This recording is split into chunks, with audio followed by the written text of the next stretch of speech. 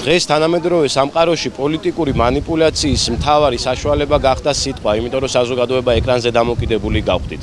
ადრე თუ ერთი ტელევიზორი იყო სახლში, დღეს ყველას ხელში ტელეფონი გვიჭირავს და ყოველდღე ინფორმაციის ნიაღვარს ვეცნობით.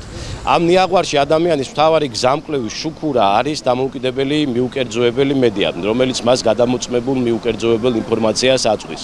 სწორედ ამიტომ, ვისაც უნდა ძალაუფლების მიტაცება, იგი ზღუდავს ყველანაირად სიტყვის თავისუფლებას, თავისუფალ სიტყვას. თანამედროვე ავტორიტარიზმში აღარ არის აუცილებელი გამოიყენო დიქტატურის ძველი მეთოდები. საკმარისი არის ადამიანზე ზემოქმედება, რომ მას აიძულო თვითცენზურა. ასეთი ნაბიჯები ჩვენ არაერთი ვნახეთ უკვე საქართველოში. აუცილებელი არის ადამიანს შეუქმნა და მედიას შეუქმნა ფინანსური პრობლემები, რომ მას გაუჭირდეს ოპერირება.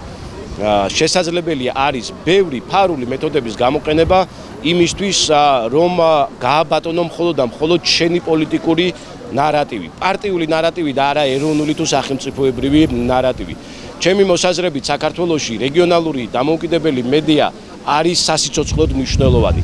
ვერც ერთი დიდ ქალაქში ბაზირებული დიდი მედია ვერ გააშუქებს ადგილობრივ პრობლემებს ისე და საკითხებს და მიმდინარე მოვლენებს, როგორც ადგილობრივი მედია.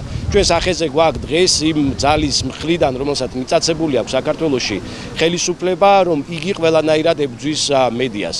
როგორც ფიზიკურად, ისე ფინანსურად, ისე ფსიქოლოგიურად. აუცილებელი არის საზოგადოება მხარში დაუდგეს სიტყვის თავისუფლებას, იმიტომ რომ თუ ჩვენ დავკარგავთ თავისუფალ სიტყვას, შორი არ არის დრო, როდესაც ჩვენ თავისუფლებასაც დავკარგავთ.